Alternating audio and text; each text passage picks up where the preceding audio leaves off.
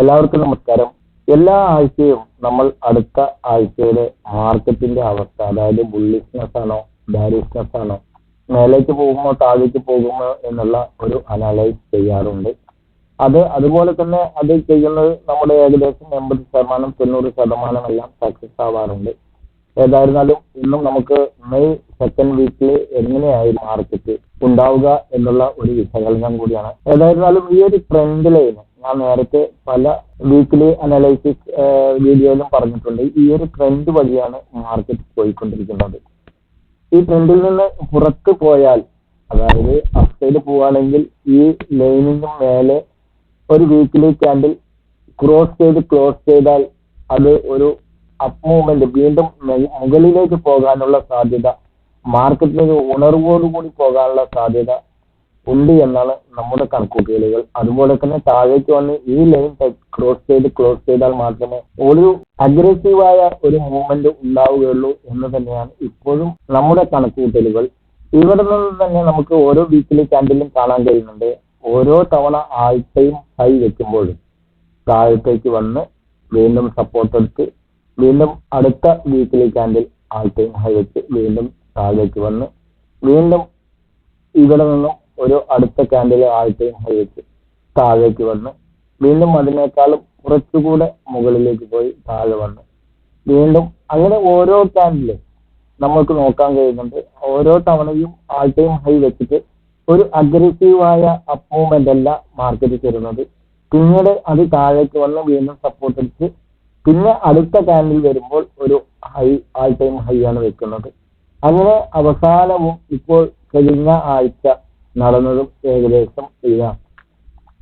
ഈ ഒരു ഹൈന് ശേഷം, അതായത് 22,775 എന്നുള്ള ഹൈന് ശേഷം മാർക്കറ്റ് അല്പം താഴേക്ക് വന്ന് സപ്പോർട്ട് എടുത്ത് വീണ്ടും കഴിഞ്ഞ ആഴ്ച 22,794-95 എന്നുള്ള ആൾ ടൈം ഹൈ ടച്ച് ചെയ്ത് വീണ്ടും താഴേക്ക് വന്നിരിക്കുകയാണ്. ട്രെൻഡ് ലൈൻ ബേസിൽ നോക്കുമ്പോൾ നോക്കൂ, ഇവിടെ ആ ഹൈ വന്നു, വീണ്ടും സപ്പോർട്ട് എടുത്ത് താഴേക്ക് വന്നു, വീണ്ടും മുകളിലേക്ക് പോയി റെസിസ്റ്റൻസ് എടുത്ത് താഴേക്ക് വന്നു, വീണ്ടും മുകളിലേക്ക് പോയി റെസിസ്റ്റൻസ് എടുത്തു താഴേക്ക് വന്നു, വീണ്ടും നോക്കൂ റെസിസ്റ്റൻസ് എടുത്തു താഴേക്ക് വന്നു, വീണ്ടും പോയി, വീണ്ടും താഴെ വന്നു, വീണ്ടും മുകളിലേക്ക് പോയി. ഇവിടെ ഈ ഓരോ തവണ വരുമ്പോഴും ഈ ഒരു ട്രെൻഡ് ലൈനെ മറികടന്ന് മുന്നോട്ട് പോകുന്നില്ല. ഈ ട്രെൻഡ് ലൈനിനെ മറികടന്ന് ഇവിടെ ഒരു ചെറിയ റീടെസ്റ്റ് നടത്തി വീണ്ടും മുകളിലേക്ക് പോയാൽ മാത്രമേ ഒരു അഗ്രസീവായ അപ്പ് മൂവ്മെന്റ് നമുക്ക് പ്രതീക്ഷിക്കേണ്ടതുള്ളൂ. ഒരു വീക്ക്ലി ക്യാൻഡിൽ ഈ ട്രെൻഡ് ലൈനിന് മുകളിൽ ക്ലോസ് കൊടുത്തു കഴിഞ്ഞാൽ നമുക്ക് ഒരു അപ്സൈഡ് പ്രതീക്ഷിക്കാം. അല്ലാത്ത പക്ഷം ഇനി അതല്ല, ഇപ്പോൾ ഇവിടെ ഈ ഭാഗത്താണ് നിൽക്കുന്നത്, ഇത് താഴെ വന്ന് ടച്ച് ചെയ്തു ക്ലോസ് ചെയ്തതിനു ശേഷം ഒരു റീടെസ്റ്റ് നടത്തി താഴേക്ക് വരികയാണെങ്കിലും ഒരു അഗ്രസീവായ ഡൗൺ മൂവ്മെന്റ് നമുക്ക് പ്രതീക്ഷിക്കാം. അല്ലാത്ത പക്ഷം മാർക്കറ്റ് ഏകദേശം ഈ ഒരു നില ഇലക്ഷൻ റിസൾട്ട് വരുന്നത് വരെ നമുക്ക് പ്രതീക്ഷിക്കാം. അതുകൊണ്ട് തന്നെ ഇപ്പൊ ഇൻവെസ്റ്റേഴ്സ് കൂടുതലായി ഇൻട്രാഡേയിൽ അവരുടെ ക്യാപിറ്റൽ 10% മാത്രമാണ് വിനിയോഗിക്കുന്നുള്ളൂ. അതിന് കാരണമുണ്ട്. അതായത് ഈ മുകളിലേക്ക് കയറുമ്പോഴെല്ലാം വളരെ സ്ലോ ആയിട്ടാണ് മാർക്കറ്റ് പോയിക്കൊണ്ടിരിക്കുന്നത്. അതേസമയം ഇപ്പോൾ കഴിഞ്ഞ ആഴ്ച നമുക്ക് എക്സാമ്പിൾ കാണാൻ കഴിയും, താഴത്തേക്ക് വന്നത് കേവലം 2 ദിവസം കൊണ്ടാണ്.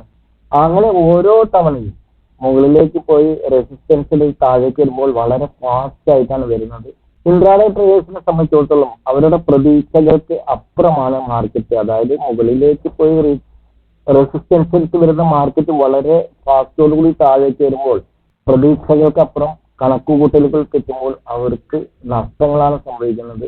അതുകൊണ്ട് തന്നെ ഇൻട്രാഡേ ട്രേഡേഴ്സ് ഇപ്പോൾ 90% അവരുടെ ക്യാപിറ്റൽ, അതായത് ഈ ഒരു സൈഡ് വേസ് നടക്കുന്നത് കൊണ്ട് മാർക്കറ്റ് ഒരു വ്യക്തമായ ഒരു റിസൾട്ട് തരാത്തിടത്തോളം കാലം ഒരു സൈഡ് വേസിലൂടെ നീങ്ങുന്നത് കൊണ്ട് ഇൻട്രാഡേ ട്രേഡേഴ്സിനെ സംബന്ധിച്ചിടത്തോളം ഇപ്പോൾ അവരും ഒരു ലോങ് ടേം അല്ലെങ്കിൽ ഷോർട്ട് ടേം ട്രേഡുകളാണ് ചെയ്തുകൊണ്ടിരിക്കുന്നത്.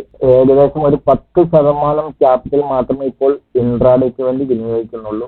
അപ്പോൾ മാർക്കറ്റിന്റെ അടുത്ത ആഴ്ചയിലെയും നമ്മുടെ അനലൈസ് പ്രകാരം ഇങ്ങനെയാണ് കാണുന്നത്.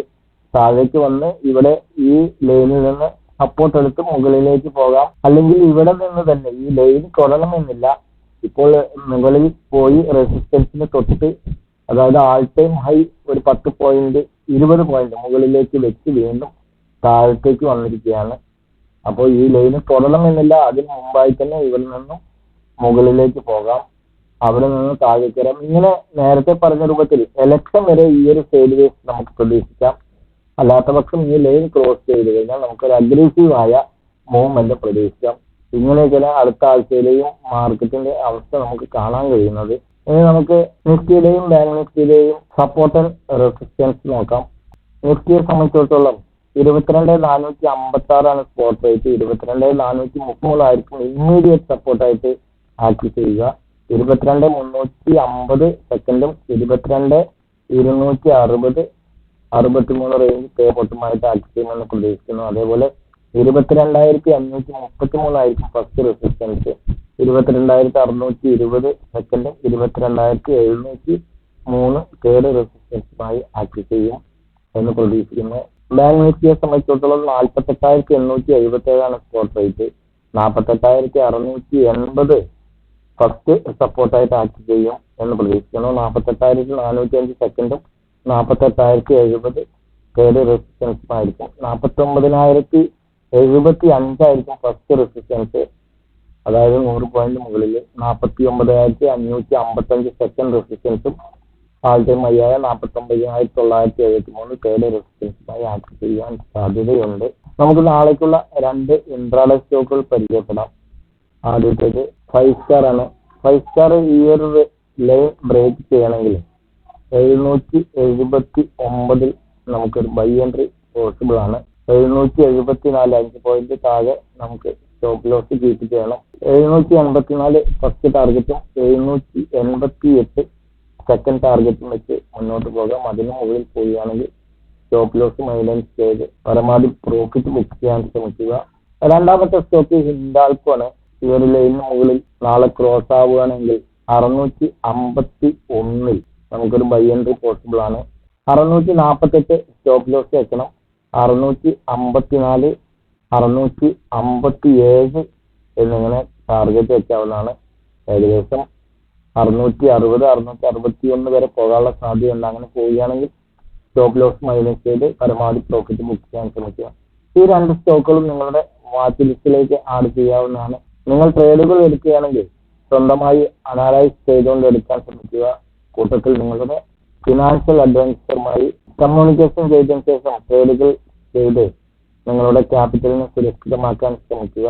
ടെക്നിക്കൽ അനലൈസും അതേപോലെ ഫണ്ടമെന്റലോടൊപ്പം മാർക്കറ്റ് സൈക്കോളജിക്കൽ കൂടെ മനസ്സിലാക്കാൻ ശ്രമിക്കുക. അതിന് കൂടുതൽ എക്സ്പീരിയൻസ് വേണം. നല്ലൊരു പ്രോഫിറ്റബിൾ ഡേ നാളേക്ക് നേർന്നുകൊണ്ട് നിർത്തുന്നു. ബൈ.